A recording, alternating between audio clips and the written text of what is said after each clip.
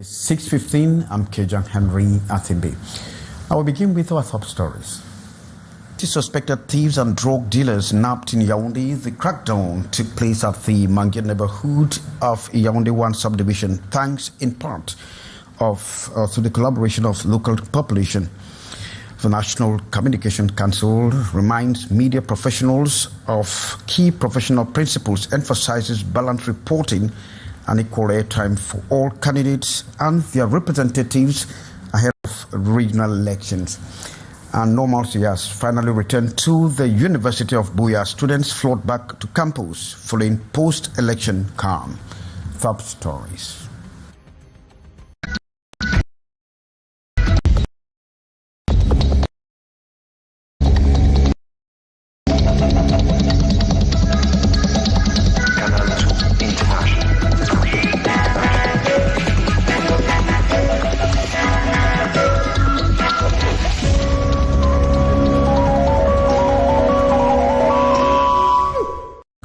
Thanks and welcome back. You can equally hook up with us on our respective platforms on Canal International. We begin from Yaoundé, where 20 suspected thieves and truck dealers have been nabbed by the Yaoundé Gendarmerie. The crackdown actually took place at the Manguier neighborhood in the Yaoundé 1 subdivision, thanks part to the collaboration of the local population. They are equally accused of aggravated theft and knife attacks. Beatrice Ngamo has been following that story.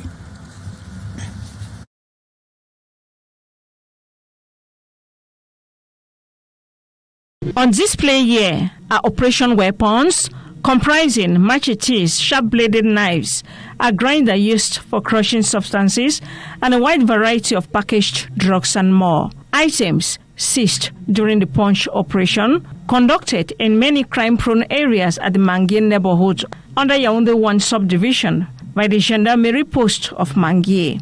This following complaints and reports from the population of aggravated theft, arms attack, traffic and consumption of all sorts of drugs.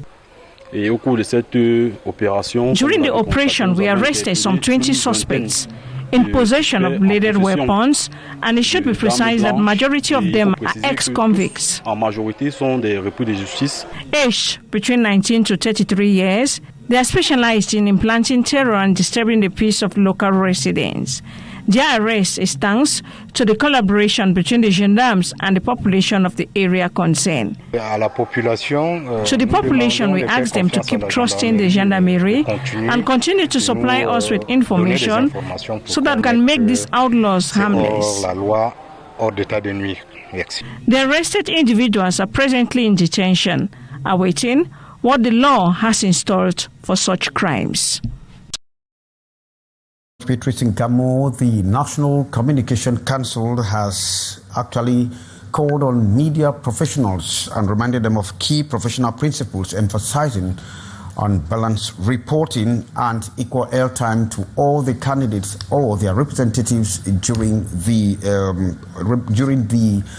regional elections. Of course, this warning has been sounded by the president of the council, George Mbongen Kalabopse, especially as campaigns will officially flag off this Saturday. Hyacinth Chair was part of that ceremony. As the official campaign for the November 30th regional elections kickstarts this Saturday, November 15, the National Communication Council reminds the media of the crucial role they have to play, stating that they hold the key to the outcome.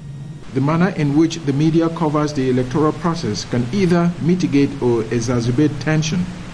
Upholding the principles of transparency, impartiality, objectivity, and professionalism is a moral imperative and the regulatory requirement for the stability and credibility of our democratic process. Joseph Chebonking insists on the principles to uphold by media practitioners, giving all candidates equal treatment. The principle of equality. This requires ensuring equal access for all candidates or their representatives through the media during campaign programs. 2. The principle of fairness. This entails the fair treatment of candidates or their representatives in electoral news programs that report on their campaign activities. 3. The principle of transparency. This requires or refers to the ethical obligation to distinguish clearly between news and advertising or electoral propaganda. It is expressly forbidden to combine reporting and propaganda in the same time slot. And 4, the principle of pluralism and... The Council also presidential election. ICT reporting there, thanks Hysin, and members of Parliament, that is, members of the Economic Affairs Planning and Regional Development Committee, have been briefed on the challenges and prospects of economic progress in the country. And of course, the lawmakers met when they confronted with some ministers. Beatrice Ngamo. The economic development priorities for Cameroon, the concern of these members of the Economic Affairs Planning and Regional Development Committee of the National Assembly: industrialization, decentralization, corruption, infrastructural deficit and insecurity in the Northwest, Southwest and Far North regions, the many factors affecting initial development process in the country they raise. Imperative, therefore, for them, as the people's representatives, to equip themselves with necessary tools to play their part in the design, monitoring, and evaluation of economic policies and territorial development. Drawing from the President's inaugural speech, Notre pays amorce une nouvelle ère de sa vie sociale. Our country is entering a new era of social, political, and economic life. Cameroon is now entering a new phase of governance where Parliament will have to fully play its role.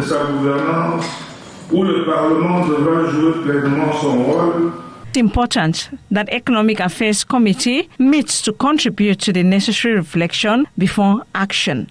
We met this morning to discuss all these aspects which have an extremely important aspect, the mobilization of all the vital forces of the country.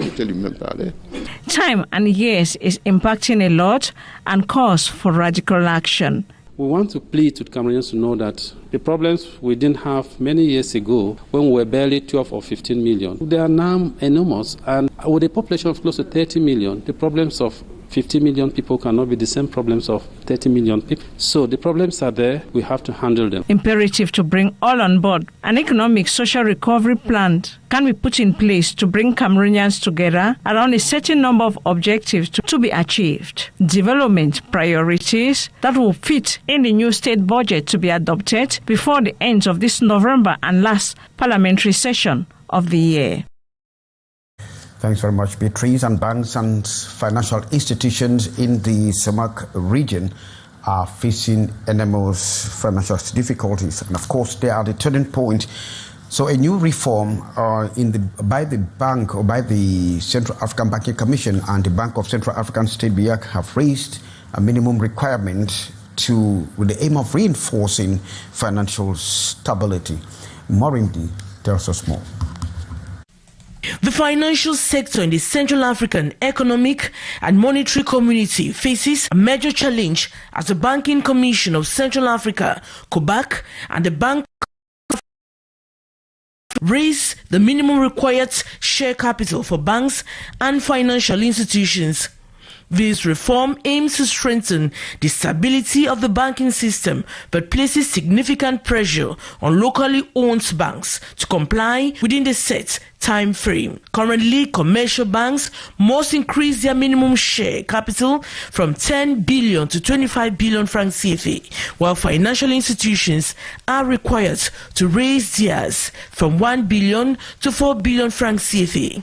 The compliance period spans for 4 years from January 1 to December 31, 2025. For example, the inflation rate, which was initially projected at 3%, is currently around 2%. Economic growth has also started to pick up. During this period, the agricultural sector performs very well, especially with bananas, cocoa and coffee. Additionally, companies from North and Asian are investing in the sub-region. Internally, there are also many agro-food companies and investments in the mining sector. Financial experts view these measures as a response to positive economic signals, a stronger and more resilient banking system. The required capital amount will increase from 10 billion to 25 billion francs CFA. Though this will be done in phases, by 2027, banks must reach 20 billion, and by 2028, 27 billion. How many institutions will be able to meet these targets? I don't see many managing to do so.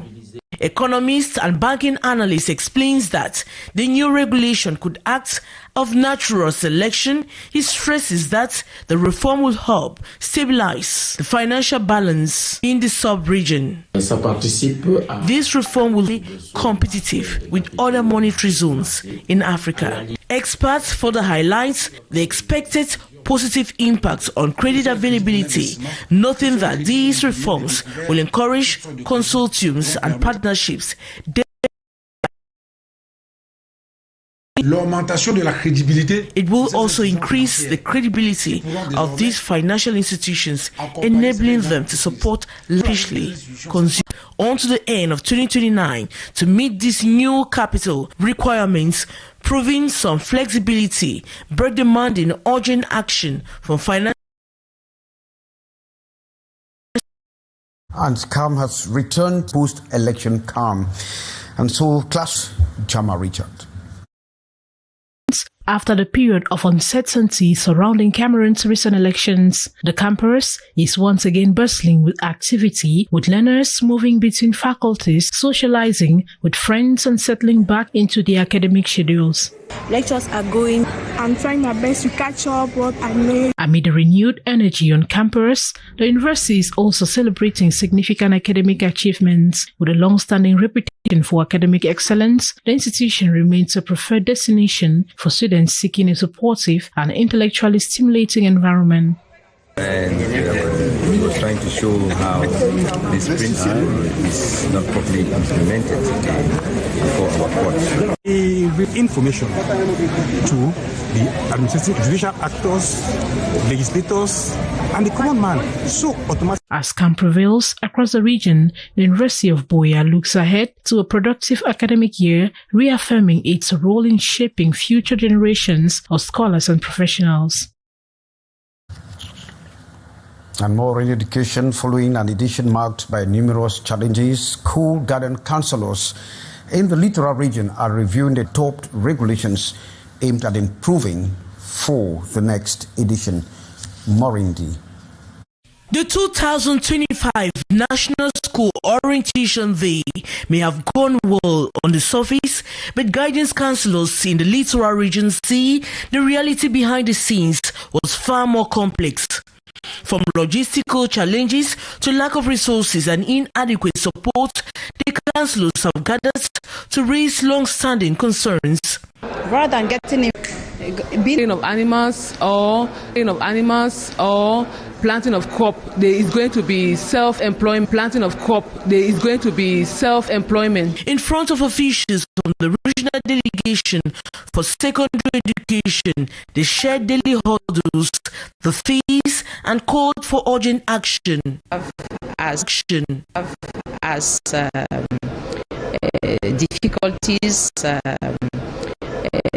Difficulties or what they have as challenges. The session. Well, we're sorry for the poor quality of that report, but we'll be coming back to it subsequently. The African Synergy Against AIDS and Suffering will mark its 23rd anniversary this Sunday, November 16. And so for over 2 decades, the NGO has actually, or founded by Cameroon's First Lady, Chantal Biya, has championed the fight against HIV and AIDS and other health challenges across the African communities. Gambo Beatrice is reporting that Chantal Biya has praised the progress made so far by the African Synergy. November 16, 2025 will mark 23 years of the continental engagement by African First Ladies, with founding President Cameroon's First Lady Chantal Biya through the African Synergy Against AIDS and Sufferings to fight against HIV/AIDS, the promotion of maternal and child health, and improvement of the status of women and children. 23 years of total engagement to make the continent better, and so the population, pride and humility are at play here. Years of achievement for what they have done and looking forward to doing more. This especially as the African population still faces many challenges such as poverty, food insecurity, lack of access to health care, and serious crises in which unfortunately exacerbate vulnerabilities and increase sufferings. On the occasion of the 23rd anniversary of the African Synergy, the founding president, Cameroon's First Lady Chantal Biya, said the celebration should remind us that it is by joining forces and acting together in true synergy that they can be able to meet the challenges we face.